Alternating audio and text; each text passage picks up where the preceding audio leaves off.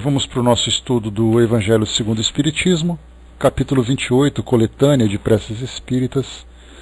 Nós estamos nas reuniões espíritas, a partir do item número 4. Ligeirinho, embaixador, bom dia. Nós vimos anteriormente, no nosso último encontro, as orações dominicais dentro desse subitem, ou dentro desse item de preces gerais. Então vimos aqui nas orações dominicais o desenvolvimento da prece do Pai Nosso, que é dedicado a todos aqueles que inicialmente, naquela época, recebiam as instruções para começarem a realizar o culto do Evangelho no lar, exatamente porque, ou por opção de não mais frequentar as religiões tradicionais, em especial dentro do cristianismo, a religião católica, e também as religiões protestantes daquela época, ou por falta de opção, exatamente por serem excluídos daquela comunidade pelo fato de abraçarem a doutrina espírita, embora a doutrina não se veja como uma concorrente, mas como um complemento dessas escolas. E então vimos no nosso último encontro o desenvolvimento do Pai Nosso para o início do culto do Evangelho no lar.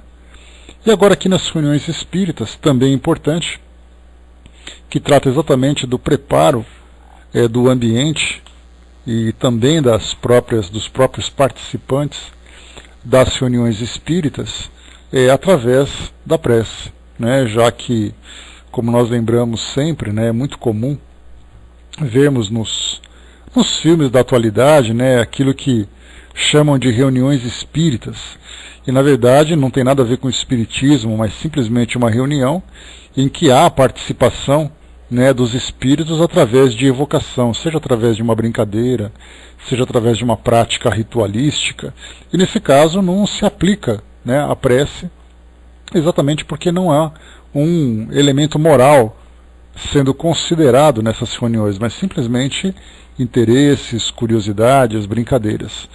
Mas Kardec, levando sempre muito a sério o preparo dessas reuniões, principalmente porque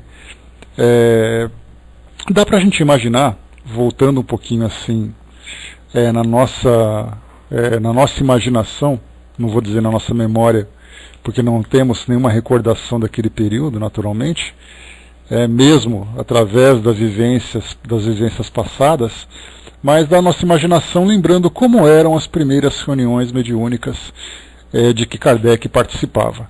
Então nós estudamos no livro Obras Póstumas algumas descrições de como eram os trabalhos, através mesmo dos boletins que nós estudamos da Sociedade Parisiense.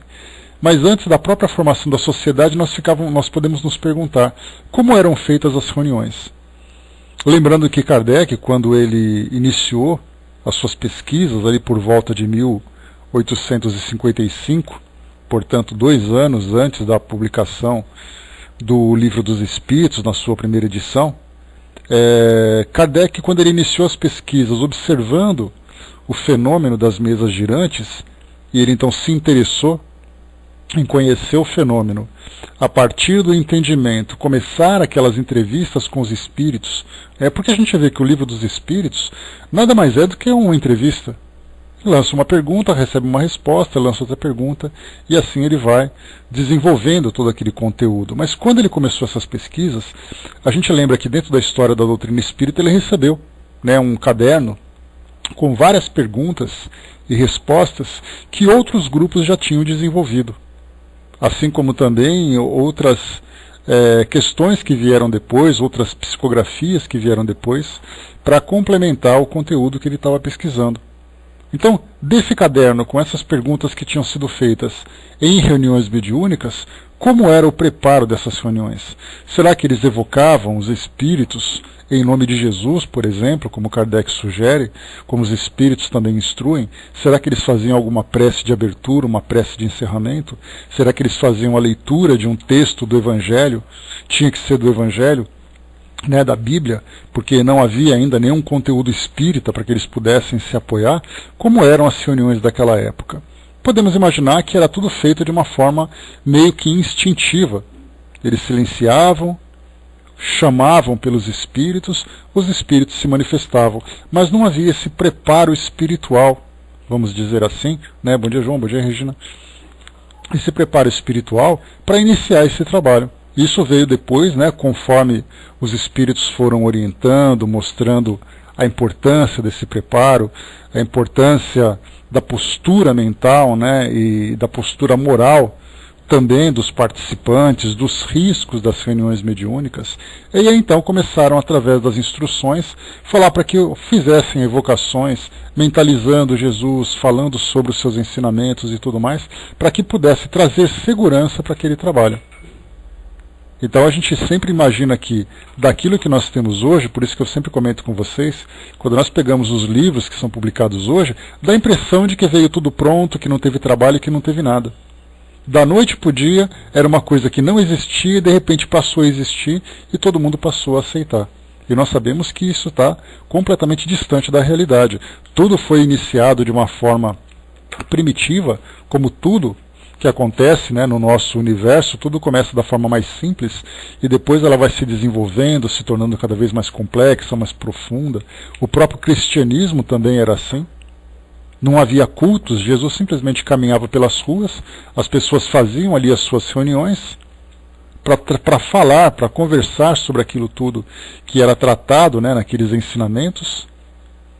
Ficavam espantados com as revelações, com os fenômenos, né, com os chamados milagres que Jesus realizava. Feitas reuniões escondidas, exatamente porque havia aquela perseguição, e era uma coisa muito séria, porque era morte, perseguição e tudo mais. E a doutrina não era diferente, tudo começou de uma forma muito simples, e depois ela foi se aperfeiçoando. Então aqui nesse capítulo das reuniões espíritas, nós veremos aqui a fórmula que Kardec passa para nós, né? Uma fórmula não, um roteiro, né? Vamos chamar assim de uma forma mais adequada, né? Porque fórmula dá a impressão de que é alguma coisa dogmática, que não é isso a ideia. Então assim, um roteiro de como desenvolvermos bem uma reunião mediúnica. E muito mais do que a reunião propriamente dita, tratarmos da preparação dessa reunião, porque das reuniões espíritas nós estudamos lá no livro dos médiuns, né, que falamos sobre os fenômenos, sobre os médiuns, sobre os trabalhos, sobre as reuniões, e aqui nós falaremos então sobre a preparação para a boa realização desse trabalho, que hoje acaba sendo praticamente uma unanimidade em todos os grupos mediúnicos espíritas. Embora nós tenhamos hoje vários outros grupos mediúnicos, isolados, não são necessariamente espíritas, que fazem a seu modo. E nós lembramos que não é porque você não faz uma prece que você vai se submeter, você vai correr riscos durante a sua reunião. Mas a prece é uma preparação mental para que através dessa proteção que se recebe, dessa proteção que o próprio indivíduo cria em torno de si, ele terá um trabalho mediúnico equilibrado, evitando as influências, evitando ali o assédio, né, de espíritos inferiores que naturalmente querem interagir com o mundo material através dos médiuns. Então esse é o grande detalhe que nós temos que perceber, a preparação mental para o trabalho. Kardec então coloca para nós aqui no item número 4 uma pequena citação do livro de Mateus, capítulo 18, item número 20. Porque onde se acham 2 ou 3 congregados em meu nome, aí estou eu no meio deles. Então essa é uma passagem clássica, bastante conhecida, né, para todos nós, que lembramos sempre, né, que todas as vezes que nós nos reunimos para tratarmos, né, dos estudos, para tratarmos desse nosso trabalho espiritual baseado nos evangelhos, nós naturalmente, através da sintonia, nos conectamos com o pensamento divino, em especial com o pensamento de Jesus, que é exatamente aquele que é evocado para participar conosco. Mas o detalhe que a gente tem é, se todo mundo chama Jesus no momento de uma reunião, como ele pode estar presente em todos esses momentos ao mesmo tempo? Claro que nós conhecemos, né, a capacidade que um espírito dessa envergadura tem, de participar de todas as atividades à distância, simplesmente pela sintonia, pela afinidade Mas para nós ainda é muito difícil, porque pelo fato de nós estarmos restritos num corpo físico, e nós simplesmente não conseguimos nos dividir, né, nas nossas atividades, nós ficamos imaginando também como isso acontece, né, no mundo espiritual, ainda mais, né, com Jesus. Né. Labras, beijo. Então nós temos aqui o prefácio. Para estarem reunidos em nome de Jesus, não basta a presença material, pois é necessário que o estejam espiritualmente, pela comunhão de intenções e de pensamentos voltados para o bem.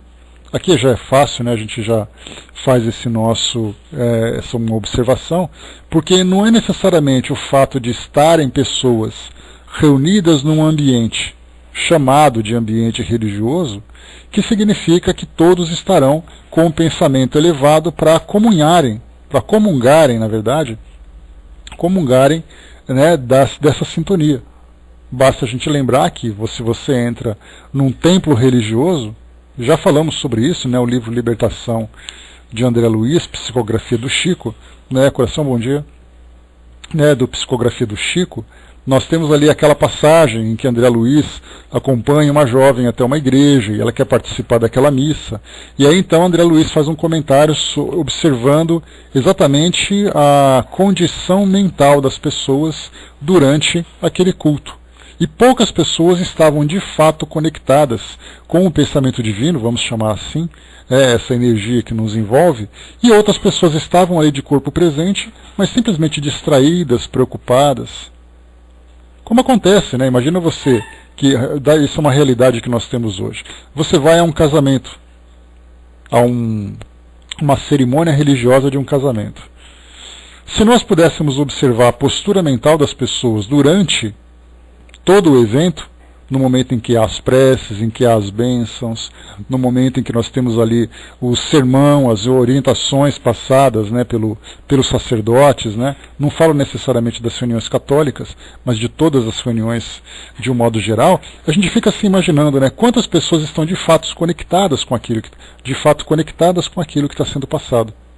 Outros estão preocupados com o sapato que está apertando, outros não veem a hora de irem para a festa para comer aquele salgadinho quente que está ali preparado, outro fica observando, reparando na roupa do outro, o outro achando ali que o casamento está atrasado, que está muito irritante, que o padre é muito chato, aquela coisa toda, mas quem está de fato sintonizado com aquele momento especial? Em que se eleva espiritualmente, se sintoniza com o pensamento divino? São pouquíssimos. Até porque essa ideia da prece, a ideia da sintonia mental, é algo que para nós é muito abstrato. E por ser abstrato, nós não temos ainda uma capacidade de levarmos isso absolutamente a sério. Se fosse assim, nós ficaríamos vigilantes 24 horas por dia. Porque nós sabemos exatamente que em qualquer momento do nosso dia nós emitimos pensamentos e recebemos essa influência. Imaginemos então num momento religioso, no momento de uma reunião religiosa, dentro de um centro espírita. Falei do casamento para vocês, mas a gente pode falar facilmente de uma palestra espírita. Quantos estão de fato conectados com o palestrante, conectados ali com os ensinamentos que estão sendo transmitidos? Se a palestra é boa, você se diverte. Se a palestra é ruim, você fica reclamando. Então, ou seja, o seu estado mental está completamente desconectado daquela realidade. Então, por isso que foi falado que Kardec colocou para nós aqui. Para estarem reunidos em nome de Jesus, não basta a presença material, pois é necessário que o estejam espiritualmente pela comunhão de intenções e de pensamentos voltados para o bem. É nesse sentido, né? Pois é, Sandra, as circunstâncias, muitas vezes, não é por intenção. Às vezes nós naturalmente nos distraímos. Eu me distraio quando eu faço a minha prece à noite. De repente eu estou fazendo ali aquele Pai Nosso ali para poder fazer uma introdução. No meio do Pai Nosso eu estou pensando numa coisa que eu fiz durante o dia.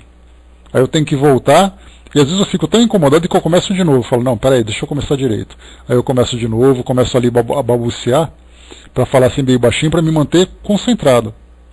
Então imagina a gente no meio de uma palestra, no meio de um ambiente com tantas pessoas, assuntos ali, a nossa mente naturalmente divaga. Mas é importante que durante esses trabalhos em especial, como no caso de uma reunião espírita, de um momento de um culto, que é feito dentro de cada religião, é importante que nós mantenhamos a nossa concentração plena, não apenas para absorvermos as instruções que se encontram ali, mas para absorvermos também o apoio que nós recebemos dentro do ambiente espiritual. Continuando aqui com Kardec, vamos lá. Então Jesus se encontra no meio da reunião. Ele ou os espíritos puros que o representam. O Espiritismo nos faz compreender de que maneira os espíritos podem estar entre nós.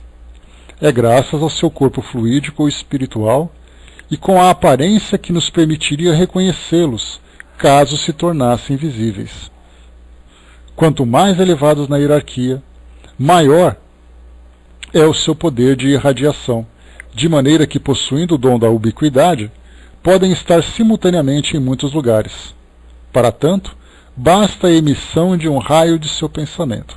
Esse tipo de fenômeno, esse tipo de evento, embora nós entendamos o que eles querem dizer, nós não compreendemos porque nós não vivemos isso. Porque entender é difícil de compreender. Então, quando nós percebemos o quê? Que os espíritos podem estar em vários lugares ao mesmo tempo. Para nós é muito difícil de imaginar isso. Se ele se encontra em vários lugares ao mesmo tempo, onde ele está concentrado exatamente? Nós estudamos sobre a ubiquidade, fenômeno mediúnico, que várias vezes foi relatado na história, né, tanto do Espiritismo como na própria Igreja Católica, né, nós vimos naquele livro A Mediunidade dos Santos, que nós tivemos ali, né, santos da Igreja Católica que viveram esse fenômeno, estarem fisicamente no lugar, mas o seu espírito, né, ele como espírito, em outro ambiente. E nesse ambiente ele estaria ali realizando alguma atividade. Isso mostra que enquanto o espírito se encontra ativo, o corpo físico se encontra numa condição passiva. Então, ou ele está num lugar, ou ele está em outro. É assim que o nosso pensamento, que o nosso raciocínio se desenvolve. Mas para os espíritos, basta um raio do seu pensamento que eles estarão em vários lugares ao mesmo tempo. Para nós é difícil compreender isso. Mas basta saber que isso é possível, já é para nós o suficiente. Futuramente, quando estivermos mais desenvolvidos, vivendo num ambiente espiritual e compreendendo essa realidade, aí o nosso entendimento vai também, a nossa compreensão vai também acompanhar o nosso entendimento. Né? Bom dia, fraterna. Continua aqui para nós. Com essas palavras, Jesus quis mostrar o efeito da união e da fraternidade. Né? Jesus, quando ele coloca, quando 2 ou mais estiverem reunidos em meu nome, lá eu estarei. Não é o maior ou menor número que atrai os espíritos, pois se assim fosse, ele podia ter dito, em vez de 2 ou 3, 10 ou 20, mas o sentimento de caridade que as anima reciprocamente. Ora, para isso, bastam 2 pessoas, mas se essas 2 orarem separadas, mesmo que se dirijam a Jesus, não há entre elas comunhão de pensamentos, sobretudo se não estão movidas por um sentimento mútuo de benevolência. Se estiverem, então, animadas de mútua prevenção, com ódio, inveja ou ciúme, as correntes fluídicas de seus pensamentos se repelem. Em vez de se unirem por um comum impulso de simpatia, e então elas não estão reunidas em nome de Jesus. Nesse caso, Jesus será apenas o pretexto da reunião, e não o seu verdadeiro motivo. Aqui vale um comentário, que quando nós falamos que 2 ou mais estiverem reunidos em meu nome, lá eu estarei, não significa que isoladamente nós estejamos desamparados. Aqui é dito para as reuniões. Jesus falava das pessoas se reunirem, se fortalecerem, aprenderem através da troca de experiências. Então, não significa, quer dizer então que um único não é capaz de receber ali o apoio, de ser envolvido pelas vibrações do Cristo? Obviamente que sim. Mas nesse caso, essas orientações são tratadas para as reuniões feitas, né, a partir, naturalmente, de 2 pessoas. Mas mesmo assim nós percebemos, se num templo, num lugar enorme, com várias pessoas, ali com dezenas, com centenas muitas vezes de pessoas, se não milhares de pessoas reunidas, dá a impressão de que todas elas, pelo fato de fazerem volume, todas elas terão força suficiente para atraírem a presença dos bons espíritos. Mas se duas pessoas ali que são poucas, não têm aquela mesma intensidade, então significa que elas não conseguirão. Então, na verdade, nós temos ali que não importa a quantidade, o que importa é a qualidade. Essa é uma expressão comum que nós compreendemos e tem extrema validade para essa ideia das reuniões mentais, das reuniões em que nós temos em que se prevalece a sintonia mental.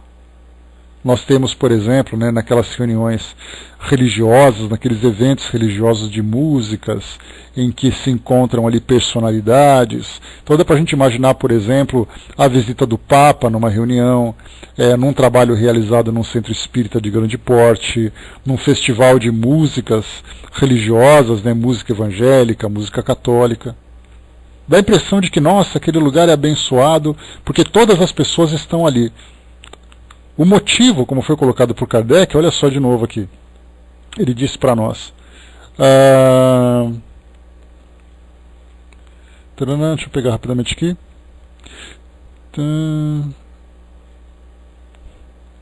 Está aqui, ó. Nesse caso, Jesus será apenas o pretexto da reunião, e não seu verdadeiro motivo. Então a gente vê que essa é uma realidade da nossa atualidade, que nós vemos assim, para onde você vai? Eu vou para aquele lugar, para aquela reunião, para aquele evento. Mas por que você vai? Porque eu sou católico, porque eu sou espírita, porque eu sou evangélico, porque eu sou umbandista, porque eu sou budista, eu vou porque eu acho legal. Mas quando chega lá, as pessoas não estão animadas com aquele sentimento de fraternidade, com aquele motivo, com a motivação realmente de propagar e compartilhar o bem que existe dentro delas. Então, pretexto elas têm, mas não têm o verdadeiro motivo. Kardec diz ainda: isso não quer dizer que Jesus não ouça uma pessoa só, daquilo que nós conversamos há pouco. Se ele não disse, atenderei a qualquer que me chame, é porque exige, antes de tudo, o amor do próximo, do qual se podem dar maiores provas em conjunto do que isoladamente, e porque todo sentimento pessoal o nega. Segue-se que numa reunião numerosa, se 2 ou 3 pessoas se ligassem pelo coração, num sentimento de verdadeira caridade, enquanto outras permanecessem isoladas e concentradas em ideias egoístas ou mundanas, Jesus estaria com as primeiras e não com as demais.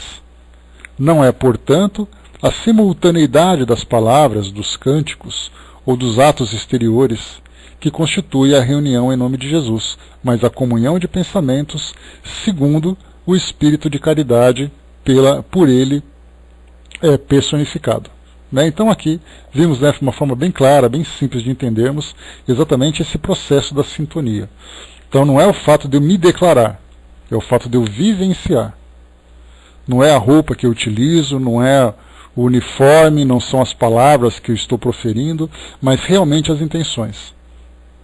E aí nós entramos nesse campo sutil do pensamento, dessas energias que vão realmente fazer a grande diferença. Aí se nós pudéssemos ver aquilo que acontece no plano espiritual, nós veríamos certamente as irradiações do pensamento de cada um. Através de cores, para poder simbolizar a qualidade, para ilustrar um pouquinho o nosso raciocínio, nós podemos pensar, por exemplo, que quanto mais brilhante, quanto mais clara é a irradiação, maior é a sintonia. Então nós podemos ver várias pessoas reunidas com essas irradiações do pensamento, enquanto que outras simplesmente se apagam, porque estão ali de corpo presente, tem ali o rótulo, mas não tem a vivência, não tem a essência. Kardec então sugere para nós, esse deve ser o caráter das reuniões espíritas sérias, em que sinceramente se deseja o concurso dos bons espíritos. Então aqui nós voltamos agora, de uma forma mais objetiva, para os trabalhos realizados no centro espírita, porque nesse caso o trabalho é de fato compartilhado com os espíritos. É um trabalho conjunto, é um trabalho comum, e não simplesmente um trabalho intuitivo, em que eu me apresento, elevo o meu pensamento, faço ali uma evocação simbólica muitas vezes, para poder fazer com que eu me eu me trabalhe espiritualmente. No caso das reuniões mediúnicas, é um trabalho prático, em que nós nos juntamos, em que nós fazemos as evocações, convidamos os espíritos para participar do nosso trabalho, e eles se fazem presente através dos fenômenos. Então, nesse caso, as próprias preces que são realizadas têm no seu conteúdo exatamente a solicitação da proteção, da participação efetiva dos espíritos, e não de uma forma genérica, de uma forma, vamos dizer assim, mais abstrata. Então nós temos aqui, prece, para o começo da reunião. Aqui naturalmente é uma sugestão que Kardec traz aqui no nosso livro, no Evangelho segundo o Espiritismo, lembrando que no início das reuniões espíritas, da elaboração das reuniões espíritas, havia necessidade de trazer ali vários métodos, várias orientações, praticamente ajudando as pessoas, ensinando as pessoas a conduzirem o trabalho. Hoje, a gente vê que são raras as vezes em que essas preces são utilizadas, exatamente porque as pessoas já têm ali o seu próprio método, as pessoas já fazem as suas próprias preces. Basta a gente lembrar, né, da reunião do culto do Evangelho no Lar, que inicialmente Kardec trazia uma orientação, e hoje nós temos praticamente ali um método que todo mundo faz, uma prece inicial, o copo d'água, faz ali a leitura de uma passagem, faz ali uns comentários, depois faz a prece final. Isso praticamente é uma instrução que todos nós recebemos, né, durante, né, essa nossa educação espiritual, né, que a doutrina espírita proporciona para nós. Mas não significa que se você fizer de um jeito diferente, isso vai ser menos efetivo. Então aqui, para esse caso em especial, Kardec trouxe essa sugestão de prece, né, orientando ali sobre o conteúdo, sobre exatamente ali a sequência de raciocínio, para que o trabalho seja bem realizado. Então ali, prece para o começo da reunião. Observemos, né, durante essa leitura, exatamente ali a quem, né, e de que forma que são direcionados esses pensamentos ao mundo espiritual. Qual é o conteúdo exatamente, quais são as preocupações que devemos observar no início de uma reunião mediúnica. O Brás colocou, né, pelos estágios da fé, primeiro fé cega, segundo fé racional e por último fé filosófica. Né? Nós estamos saindo daquela fase, né, Brás, da fé cega, dando ali as primeiras engatinhadas na fé racional. Mas ainda estamos muito longe, né? Porque a gente lembra que essa fé racional ela depende, né, de um entendimento, de uma compreensão do mundo espiritual. Mas o que nós vemos hoje nas escolas tradicionais pelo mundo afora é uma fé baseada simplesmente na intuição. Esperando, né, na esperança e na intuição, sem exatamente compreender a lógica dessa nossa realidade espiritual, exatamente porque ainda o mundo espiritual é para muitos, para a grande maioria no mundo hoje, um objeto de fé. Eu acredito que haja um mundo espiritual, eu acredito que seja assim, mas não se tem convicção, exatamente porque não se tem elementos para formar essa convicção.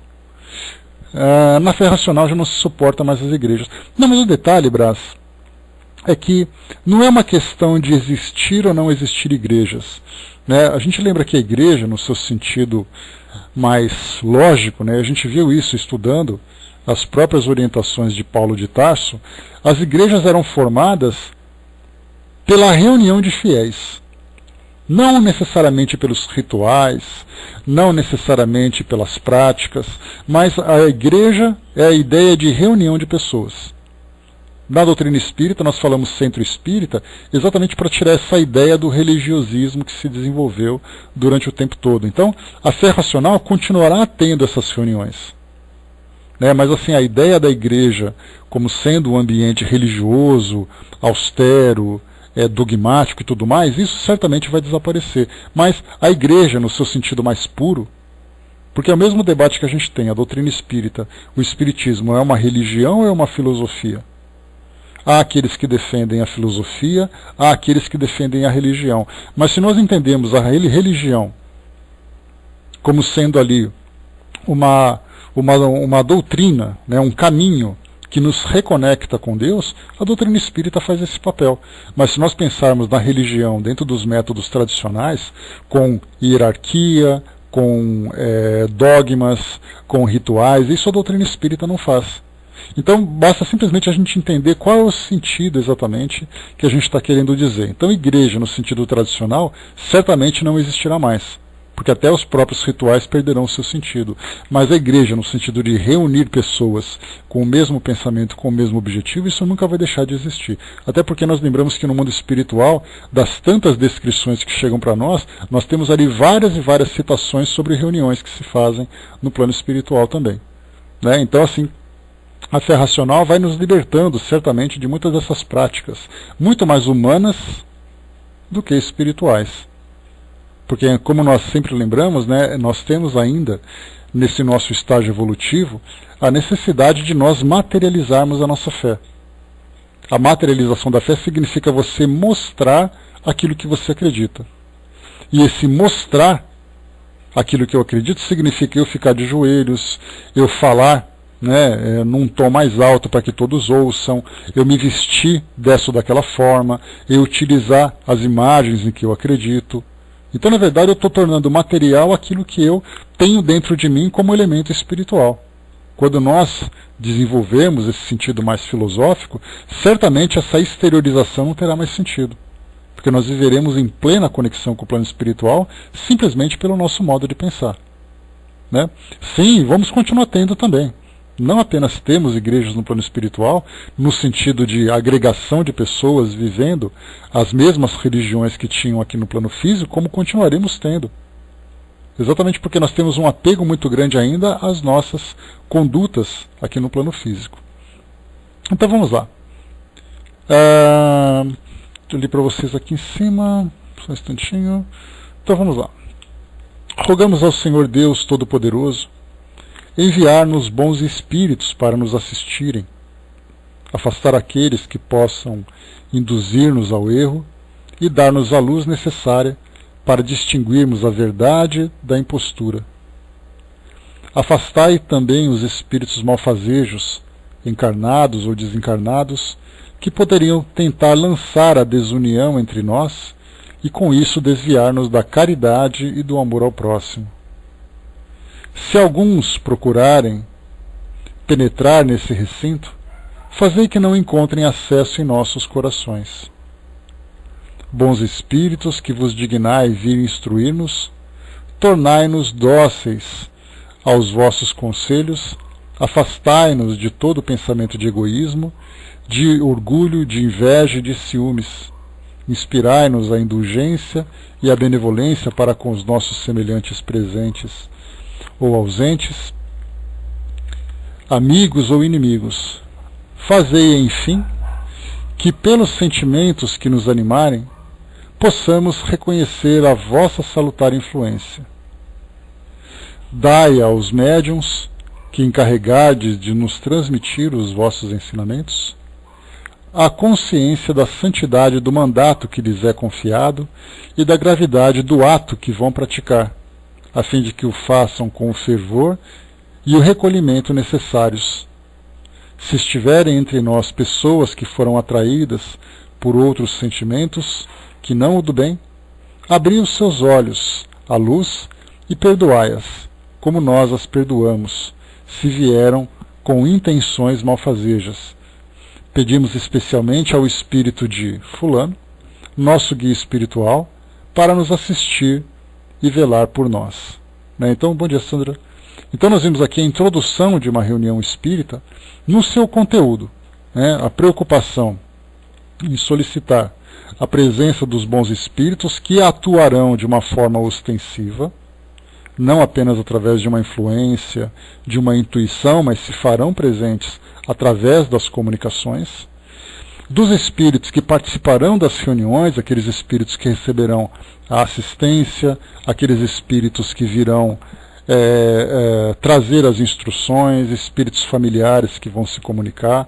Né? Então seria assim mais ou menos, né, o trabalho, né, que fazemos, por exemplo, aqui na nossa sala. Nós esperamos sempre, né, que todos aqueles que participem conosco venham com uma intenção positiva, venham com uma intenção nobre, né, de conhecer, de participar, e que nós tenhamos também essa compreensão, né, exatamente daqueles que trazem perturbação. Porque vocês se lembram das experiências que nós temos aqui no nosso grupo, como em tantos outros grupos também, né? Bom dia, pessoal que chegou. Em tantos outros grupos também, nós temos ali aquele momento em que há uma completa desarmonia, discussão, ofensas, desconcentração. Depois de muito tempo nós aprendemos a lidar com esses eventuais problemas de uma forma absolutamente natural, tranquila, que não traz nenhum tipo de perturbação para o nosso trabalho, mas demorou muito para a gente poder pegar esse tipo de hábito, esse tipo de prática, né? Bom dia, Francis, bom dia, Mabi. Daí então, a importância também durante esses trabalhos, porque naquele caso, no caso das reuniões espíritas, nós temos ali tanto os médiuns, ou os convidados principalmente, né? Porque nós lembramos aqui que nessas reuniões espíritas que Kardec traz para nós, eram aquelas reuniões em que havia convidados. Claro que convidados, né, pessoas selecionadas, que não era qualquer um que podia participar, mas muitas vezes era alguém de boa índole, alguém que tinha intenção de conhecer, ia participar da reunião, mas muitas vezes desconfiando, discordando, trazendo algum tipo de polêmica durante o trabalho. Hoje as reuniões nos grupos espíritas, elas são muito restritas aos colaboradores, aos trabalhadores e a um ou outro convidado, né, que nesse caso seriam os próprios assistidos. Então é feita uma solicitação exatamente para que os bons espíritos participem, para que espíritos de boa índole, né, participem também do trabalho, e para aqueles que virão receber assistência, que já se encontram numa condição de desequilíbrio, sejam obsessores, sejam espíritos sofredores, sejam assistidos adequadamente, agora rogando para os trabalhadores e para os médiuns o equilíbrio necessário para lidarem com esses espíritos. Então a gente vê ali a importância desse preparo para que todos, né, estejam em condições de receber e oferecer também a assistência necessária para o bom desenvolvimento.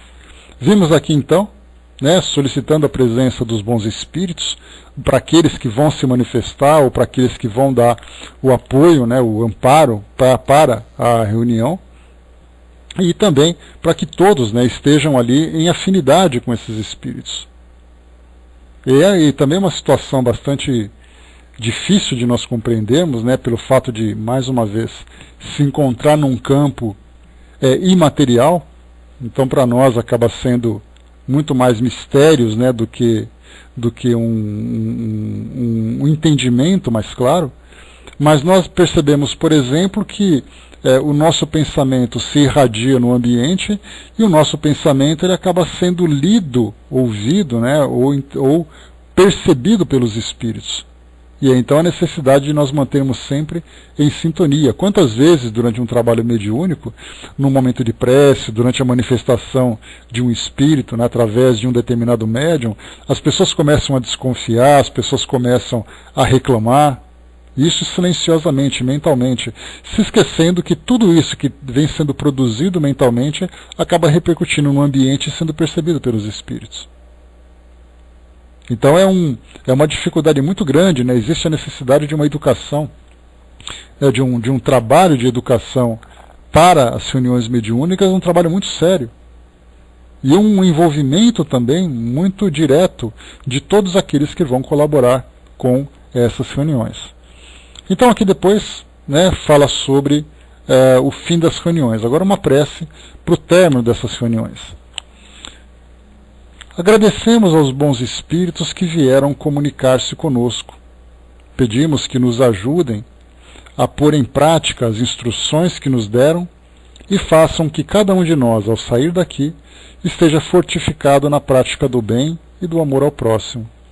Desejamos igualmente que essas lições sejam proveitosas para os espíritos sofredores, ignorantes ou viciosos que puderam assistir a essa reunião e para os quais suplicamos a misericórdia de Deus. Então aqui vimos um encerramento bastante simples, mas com um conteúdo muito importante, pedindo fortalecimento, né, para todos aqueles que participaram da reunião, para colocar em prática aquilo que aprenderam durante os trabalhos, para todas as instruções que receberam. Aqui agora nós temos então aqui mais uma prece agora direcionada aos médiuns, que aqui já é algo, né, mais objetivo, mais específico para cada um dos trabalhadores. Nos Atos dos Apóstolos, né, número 2, nós temos aqui de 17 e 18, uma passagem então do Novo Testamento. E acontecerá nos últimos dias, diz o Senhor, que eu derramarei o meu espírito sobre toda a carne. Profetizarão os vossos filhos e vossas filhas, e os vossos mancebos verão visões, e os vossos anciãos sonharão sonhos. E certamente naqueles dias derramarei do meu espírito sobre os meus servos e sobre muitas servas, e profetizarão. Então essa passagem bastante conhecida também dos Atos dos Apóstolos fala para nós sobre essa previsão, né, de Jesus sobre as manifestações espirituais. Para nós espíritas, claro, é uma passagem bastante agradável, né, porque aquilo que foi previsto por Jesus naquela época, chegará o dia, né, em que ele derramará o seu Espírito Santo, o seu Espírito sobre toda a carne, profetizarão, terão sonhos e tudo mais. Hoje nós vemos isso nas instituições espíritas com a maior naturalidade, já entendendo, já compreendendo exatamente o próprio fenômeno, né? Então para nós é bastante interessante. Já para outras escolas, essa passagem ela é interpretada, né, de uma forma muito diferente. Não mais vendo a mediunidade de uma forma ostensiva, mas imaginando milagres. E não as comunicações naturais, né, abrindo as portas do plano espiritual, trazendo para nós suas revelações.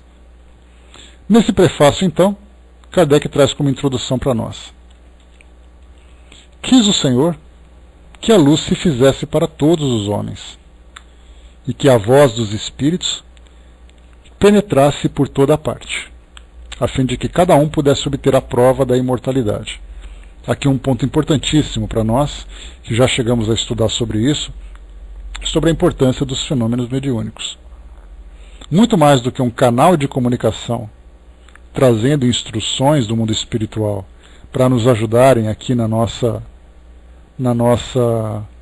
vida cotidiana, os fenômenos mediúnicos vêm exatamente como uma prova da imortalidade, da continuidade da vida e todas as consequências a partir desse entendimento.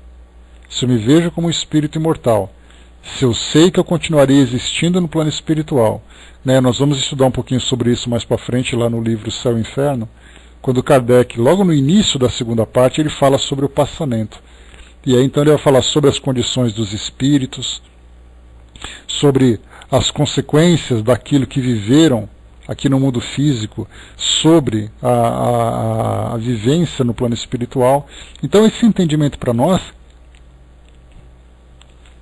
ele é extremamente valioso, porque ele vai acabar moldando o nosso modo de viver hoje, já tendo a compreensão das consequências no futuro. Por isso então, né, os fenômenos mediúnicos começaram a acontecer de uma forma mais ostensiva a partir daquelas primeiras manifestações, não apenas com Kardec, mas também com outros grupos mediúnicos, nós lembramos disso. Kardec ajudou na elaboração da doutrina espírita, mas não foi a partir de Kardec que os fenômenos mediúnicos aconteceram.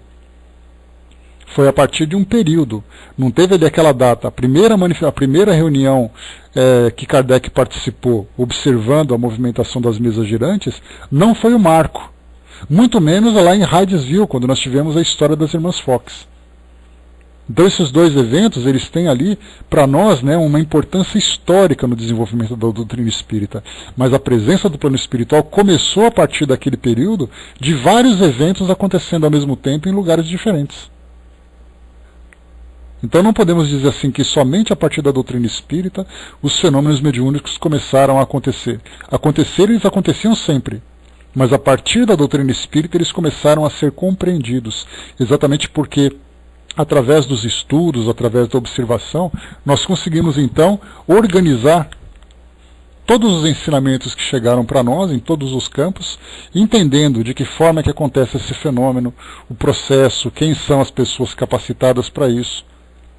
Então o que Kardec fez, um trabalho importantíssimo, foi exatamente ali trazer para nós uma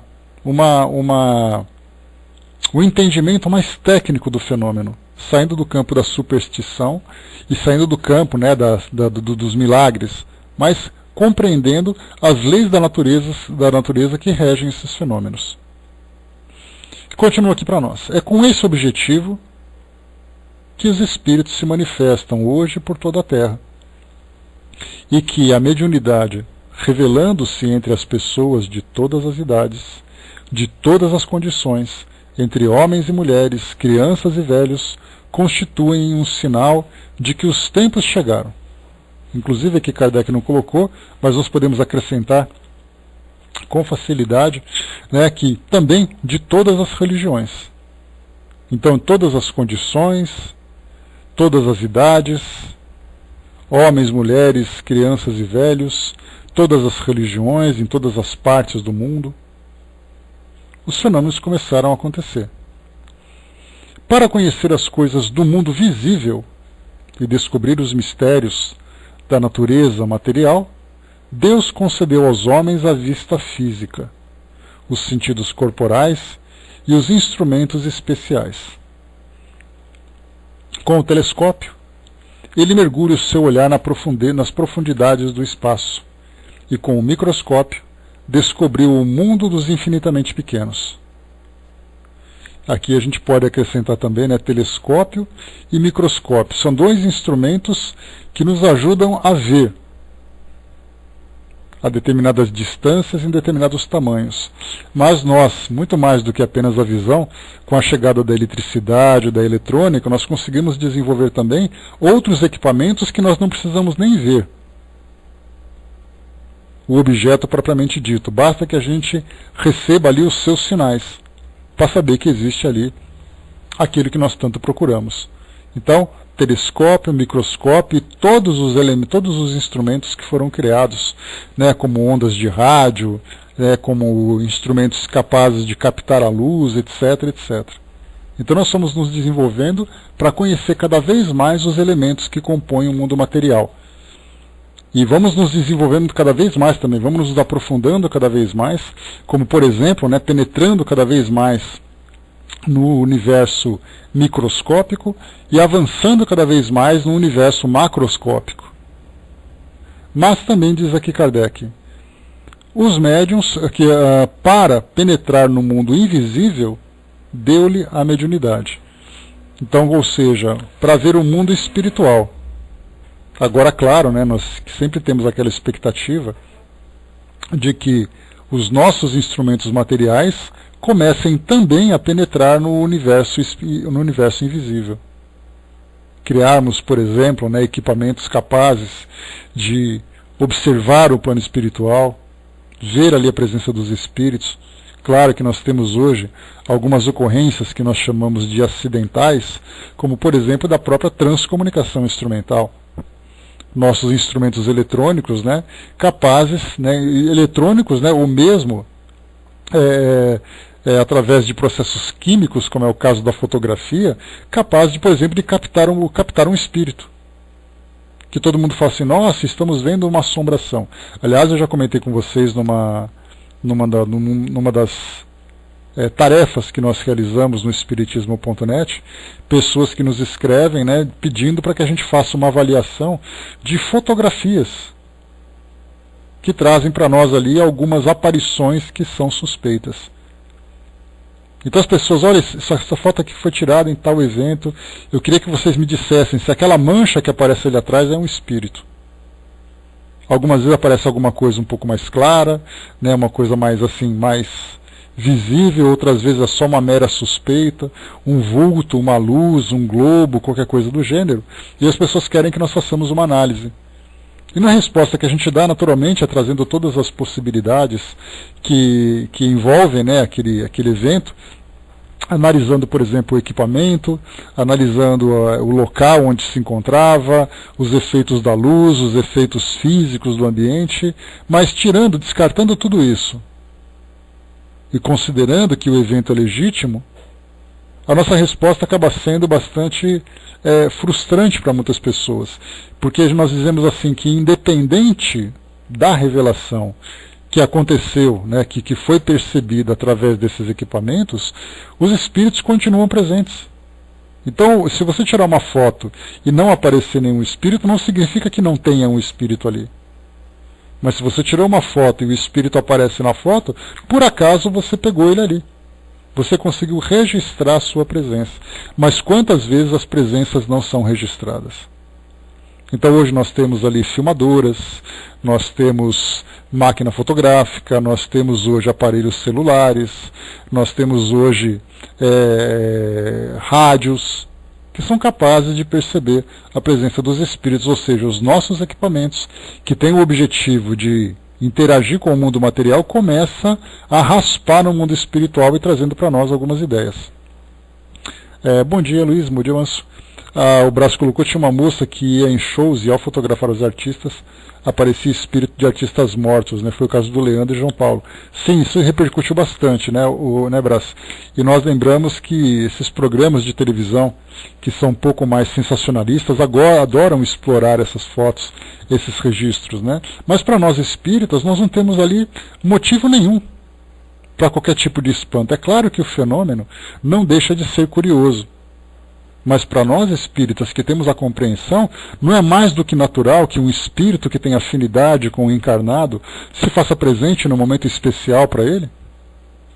Óbvio. O espírito pode estar na tua casa, ele pode estar no teu show. Imaginemos quantos pais, quantos familiares, quantos avós, quantos amigos estão presentes em casamentos de jovens na atualidade. Aquela avó desencarnada, aquele vô desencarnado, sabendo que a neta, que o neto vai se casar. Você acha que eles não farão questão de estar presentes ali para distribuírem suas bênçãos para aquele momento tão especial? No momento em que um espírito vai reencarnar num berçário, numa maternidade, quantos espíritos estão ali presentes, presenciando a reencarnação de um espírito? E alguém tira uma foto e fica espantada, nossa, você viu que fulano estava lá? E por que não estaria? Eu sei que para nós é frustrante, né, a gente tirar o espetáculo do fenômeno, mas nós que estudamos essa matéria, nós temos que ver isso de uma forma absolutamente natural. Nossa, eu tirei uma foto de um cemitério e por acaso eu vi um vulto. E você esperava ver o que no cemitério? Achava por acaso que num ambiente como aquele ele estaria completamente abandonado das entidades que se encontram ali, ou de passagem, ou presas mentalmente naquela realidade? Então para nós não existe ali espanto nenhum, né? O que se espanta na verdade, né, são exatamente esses espetáculos que a mídia principalmente, né, e as pessoas que não têm essa compreensão se deixam levar. A dona colocou para nós, né, mas esses espíritos recém-desencarnados não precisam de autorização para aparecer? Não. Muitas vezes pela sintonia acabam se manifestando. Não é sempre que isso acontece, naturalmente, né, mas eles se fazem presente, eles estão ali. E eles não estão ali aparecendo para poder fazer com que o fenômeno aconteça. Naturalmente existem regras, né? De um espírito que vai se materializar para determinado grupo, para determinada pessoa. Por que vai fazer isso? Porque senão viraria ali um pandemônio na nossa vida, né? Você andando pelos corredores da sua casa, pelos ambientes e os espíritos aparecendo ali à vontade. As coisas não são dessa forma.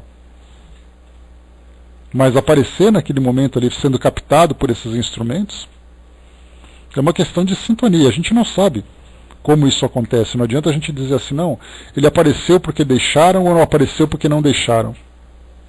O mundo espiritual ele tem regras, né, tem formas dos eventos acontecerem que nós não sabemos ainda. Então depende exatamente das pessoas que estão próximas, né? O Braz lembrou também ali da presença, né, daqueles indivíduos que são médiums, né, que facilitam essa manifestação dos espíritos. Então não compreendemos essas regras ainda.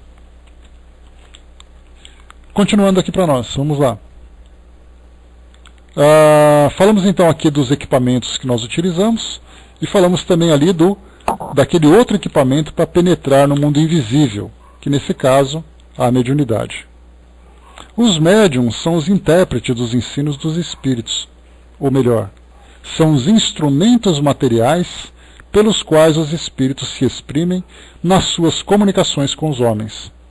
Sua missão é sagrada, porque tem por fim abrir os horizontes da vida eterna, Então, olha a importância da mediunidade para aqueles que são dotados dessa faculdade. Porque hoje nós vemos assim que pessoas que são médiums, mas que não têm qualquer tipo de interesse ou preocupação com essa faculdade. Mas para aqueles que se dedicam a essa missão, a essa tarefa de revelar o plano espiritual, assumem, sem dúvida nenhuma, uma grande responsabilidade. Porque se você vai dizer aquilo que existe no mundo espiritual, você precisa dizer aquilo que é verdadeiro e fazer esse trabalho com qualidade. Se é um médium despreparado, ele vai simplesmente revelar aquilo que dizem para ele, sem necessariamente levar em consideração a qualidade dos espíritos que estão trazendo aquela informação. Os espíritos vêm instruir o homem sobre o seu futuro, para conduzi-lo ao caminho do bem, e não para poupar-lhe o trabalho material que lhe cabe neste mundo para o seu próprio adiantamento, nem para favorecer as suas ambições e a sua cupidez. Eis do que os médiuns devem compenetrar-se bem, para não fazerem mau uso de suas faculdades. Aquele que compreende a gravidade do mandato de que se acha investido, cumpre-o religiosamente. Sua consciência o condenaria, como por um ato sacrílego, se transformasse em divertimento e distração para si mesmo e para os outros as faculdades que lhe foram dadas com uma finalidade séria, pondo-o em relação com os seres do outro mundo. Aqui ele fala que a consciência o condenaria se ele tivesse, ou se ele fizesse mau uso da mediunidade, não para ajudar, mas para poder se divertir. Mas o que nós vemos hoje, no nosso mundo, é que muitas pessoas ainda usam a mediunidade para explorar a fé alheia, para poder se beneficiar materialmente de uma faculdade que é essencialmente espiritual. Então, enquanto a consciência não desperta, essas atividades vão continuar acontecendo. Pessoas que são realmente dotadas de uma faculdade mediúnica, mas que utilizam de uma forma indevida inicialmente, mas muito mais satisfazendo aos seus próprios interesses. E continua: como intérpretes dos ensinamentos dos espíritos, os médiuns devem desempenhar um papel importante na transformação moral que se opera. Os serviços que podem prestar estão na razão da boa orientação que derem às suas faculdades, pois os que seguem os maus caminhos são mais prejudiciais que úteis à causa do espiritismo. Pelas más impressões que produzem, retardam mais de uma conversão. Eis porque terão de prestar contas do uso que fizeram das faculdades que lhe foram dadas para o bem de seus semelhantes. Aqui é uma observação extremamente importante. Quantas pessoas se afastam das religiões porque observam aqueles que são representantes diretos, declarados como representantes, como é o caso, por exemplo, dos sacerdotes, que são ali porta-vozes daquela filosofia, ou mesmo aqueles que indiretamente, que são trabalhadores. Pessoas que deixaram, especialmente aqui quando se fala do espiritismo, pessoas que deixaram de acreditar no espiritismo pelo fato de deixarem de acreditar no médium. Porque o médium era imoral, porque o médium parecia ali mais um charlatão, porque o trabalho não era muito sério, então eu deixo de acreditar no espiritismo. E o espiritismo para nós, ele não é a salvação. Fora do espiritismo não há salvação, não tem essa pretensão nenhuma, mas certamente se nós temos uma compreensão da realidade do mundo espiritual, as transformações acontecem de uma forma muito mais efetiva. Mas mesmo saindo do próprio espiritismo, nós encontramos ali também representantes de outras filosofias que afastaram também por suas condutas, e nós vemos isso nos canais de televisão, nós vamos trocando de canais, vemos ali algumas instituições, algumas pessoas, algumas personalidades que acabam provocando muito mais antipatia do que simpatia. Eu não frequento aquele lugar, eu não confio naquilo por causa de fulano. Então, o objetivo que ele tinha era exatamente levar uma mensagem para que as pessoas pudessem compreender a sua realidade espiritual e se transformarem, e fazem o efeito contrário. No caso da mediunidade, isso acontece com muito mais frequência. Você fala assim: eu sou médium. Só que você lembra que quando você passava na esquina da sua casa, tinha ali um cartaz de um médium dizendo assim, eu desfaço o casamento, ou então eu junto pessoas. Médium por médium, você vai acreditar em quem? Como nós temos uma propensão natural à desconfiança, primeiro nós desconfiamos, depois nós confiamos. Então, como nós temos hoje um interesse muito materialista no mundo que nós vivemos, nós naturalmente sempre somos prevenidos. Você sempre frequenta um lugar com aquele chamado pé atrás. Primeiro você desconfia, depois naturalmente vai ganhando a confiança. E infelizmente, dentro desse campo da mediunidade, nós nos distanciamos muito mais do que nos aproximamos, salvo quando nós encontramos ali aquelas grandes referências. Pessoas que se aproximaram da doutrina espírita vendo, por exemplo, lendo sobre a história de Chico Xavier, de Divaldo Franco, e outros grandes médiuns aí pelo mundo afora. Pessoas que se tornaram católicas, vendo, por exemplo, trabalhos de Madre Teresa de Calcutá, se reaproximaram da igreja, vendo ali a conduta do Papa Francisco. E outras tantas religiões. Mas quantos foram aqueles que se distanciaram por causa de fulano, por causa de Beltrano, por causa de Cicrano? Então por isso a importância do médium ter consciência do trabalho que realiza, principalmente os médiuns que atuam dentro da seara espírita. Porque eles são, na verdade, porta-vozes dos espíritos que dão sustentação a essa filosofia. A Sandra colocou, minha mãe tem 6 meses que desencarnou, amanhã irei a uma prece no centro, porque sei que não adiantará ir ao cemitério, prece dos desencarnados. Mas você sabe, Sandra, eu sempre falo para vocês, que a doutrina espírita ela não proíbe a gente fazer absolutamente nada, ela esclarece. Nós teremos aí dia 2, amanhã, que aliás não teremos estudo, só para lembrar, dia 2 de novembro nós teremos ali o feriado de finados, onde muitas pessoas vão ao cemitério. Muita gente acha assim, mas você é espírita e você vai ao cemitério fazer o quê? Onde está escrito que você não pode ir? Então a gente fica com aquele receio, olha, eu vou para o cemitério ou eu não vou, eu não sei se eu devo ir, se eu vou com culpa, porque lá no centro disseram que não podia ir. Você vai aonde você quiser. Basta que você vá entendendo o que você está fazendo. Se você quer prestar a sua homenagem diante da sepultura, do túmulo daquele familiar querido, vá. Se é ali que você se sente muito mais próximo, vá. Mas compreenda que não há uma necessidade, até porque também a gente lembra que o túmulo da família, de um familiar, é um patrimônio que nós temos. Por que você não vai cuidar? Ontem mesmo, foram a minha mãe e minha tia, foram lavar a sepultura dos nossos familiares. Dar aquela lavadinha no mármore, deixar tudo bonitinho, colocar flores. Por que não iriam? Será que só pelo fato de você ser espírita, você vai deixar sucateado ali a memória da sua família? Se você lava seu carro, você não vai lavar o túmulo da sua família? Então, na verdade, é uma questão de entendimento. Você pode fazer o que você quiser, desde que você tenha consciência do que está fazendo. Não teremos estudo, André. Amanhã vai ser nossa folguinha, tá? Então, nesse dia de finados, nos centros espíritas, as pessoas vão até lá, porque é muito engraçado. Você tem ali aquele patrimônio que você deve cuidar, é uma propriedade sua que se encontra no cemitério, e as pessoas vão ao centro espírita ali participar de uma prece, participar daquela palestra e tudo mais, e abandonam aquilo que pertence à família.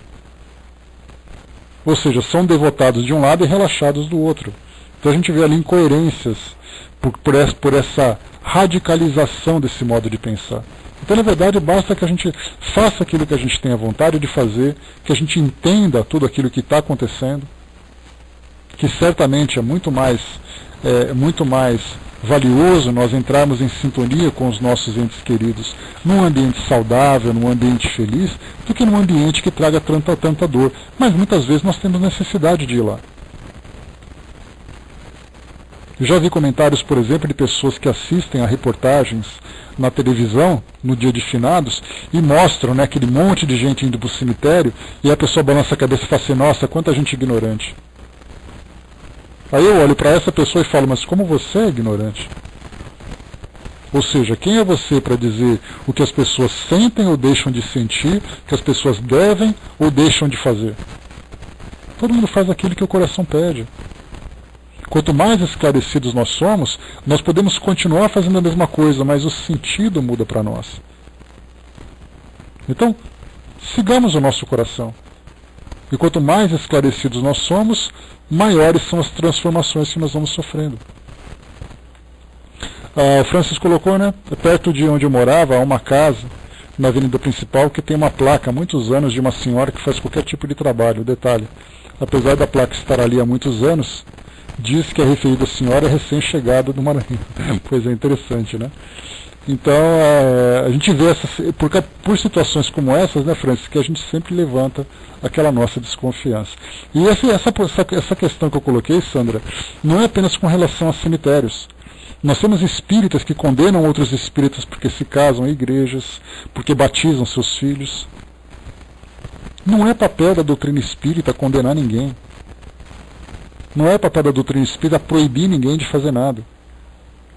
Você faz aquilo que você tem vontade de fazer. Então, se você quer ir ao cemitério lá, pensar na sua mãe, cuidar, levar flores, leva. Mas saiba que ela não está lá. Simplesmente assim, mas se você tem, não, eu quero estar ali, tá, porque ali está o corpo dela. Como eu falei para vocês, nós temos ainda a necessidade de materializarmos a nossa fé. E para você pensar num ente querido, não existe lugar mais intenso para nós ainda, nessa condição que nós estamos, do que nós estarmos diante do túmulo de uma pessoa querida. Precisamos daquilo, então façamos aquilo.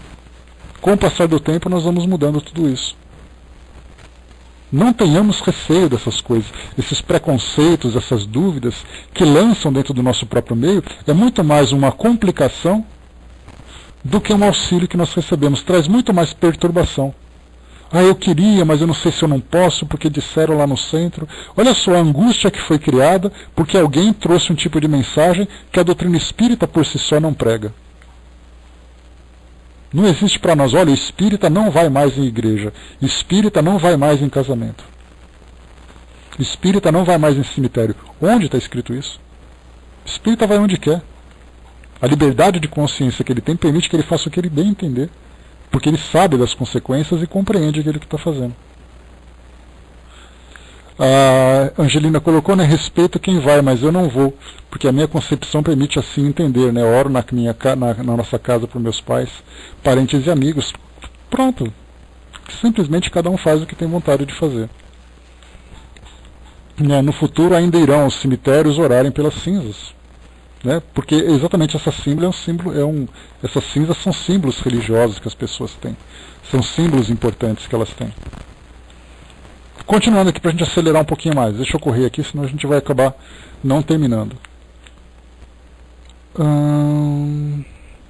O médium que não quer perder a assistência dos bons espíritos deve trabalhar pela sua própria melhoria. O que deseja que a sua faculdade se engrandeça e desenvolva deve engrandecer-se moralmente, abstendo-se de tudo que possa desviá-la de sua finalidade providencial.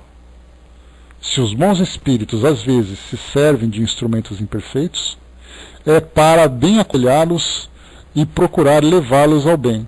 Mas se encontram corações endurecidos, e se os seus conselhos não são ouvidos, retiram-se e os maus têm então o campo livre.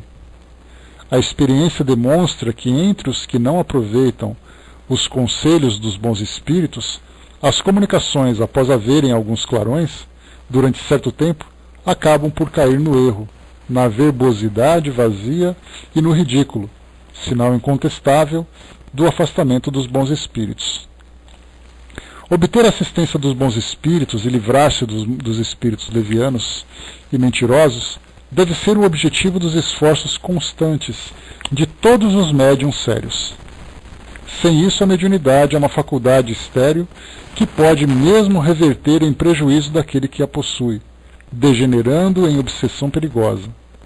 O médium que compreende o seu dever, em vez de orgulhar-se de uma faculdade que não lhe pertence, desde que lhe pode ser retirada, atribui a Deus o que de bom consegue obter. Se as suas comunicações merecem elogios, ele não se envaidece com isso, por saber que elas independem do seu método pessoal, e agradece a Deus haver permitido que os bons espíritos se manifestassem através dele. Se dão motivo a críticas, não se ofende por isso. pois sabe que elas não foram produzidas por ele. Pelo contrário, reconhece não ter sido um bom instrumento e que não possui todas as qualidades necessárias para impedir a intromissão dos maus espíritos. Trata, então, de adquirir essas qualidades e pede pela prece a força que lhe falta. Aqui a prece, então, que Kardec coloca, traz para nós aqui como referência, tratando agora dos médiuns, propriamente dito. Deus Todo-Poderoso, permiti que os bons espíritos me assistem na comunicação que solicito. Preservar-me da presunção de me julgar ao abrigo dos maus espíritos, do orgulho que poderia me enganar sobre o valor do que obtenho, de todo sentimento contrário à caridade para com os outros médiuns. Se for induzido ao erro, inspirai a alguém a ideia de me advertir, e a mim a humildade que me fará aceitar a crítica com reconhecimento, e aceitar para mim, e não para os outros, os conselhos que os bons espíritos queiram dar-me. Se me sentir tentado a enganar, seja no que for, ou a me envaidecer da faculdade que vos aprouve conceder-me, peço-vos que a retireis de mim, antes de que permitir seja ela desviada de sua finalidade providencial, que é o bem de todos e o meu próprio adiantamento moral. Então a gente lembra, que aquela passagem do Evangelho que Jesus diz, que se você acha que a sua mão vai te levar para o pecado, corte a sua mão. Se você acha que seus olhos vão te levar ao pecado, arranque os seus olhos. Então, naturalmente, um simbolismo dizendo para nós que vale muito mais nós perdermos aquilo, que pode nos levar a um caminho de queda, de sofrimento, do que mantermos esse caminho para depois sofrermos as consequências dolorosas. Então, pessoal, essa aqui foi a prece das reuniões espíritas. Tivemos aqui, então, o início, a prece inicial de uma reunião. Vimos ali os elementos que devem ser considerados e exaltados durante esse trabalho. Vimos aqui depois o agradecimento e todo o benefício que nós desejamos colher do trabalho que foi realizado, e também depois os próprios instrumentos do trabalho mediúnico, que são os médiuns. A vigilância pessoal, a prece de fortalecimento, de equilíbrio, de auxílio tão necessária, tão necessários para o bom desenvolvimento do trabalho. Então, reuniões espíritas, nós concluímos aqui então o capítulo que trata das preces gerais, que nós falamos das orações dominicais e falamos agora das reuniões espíritas.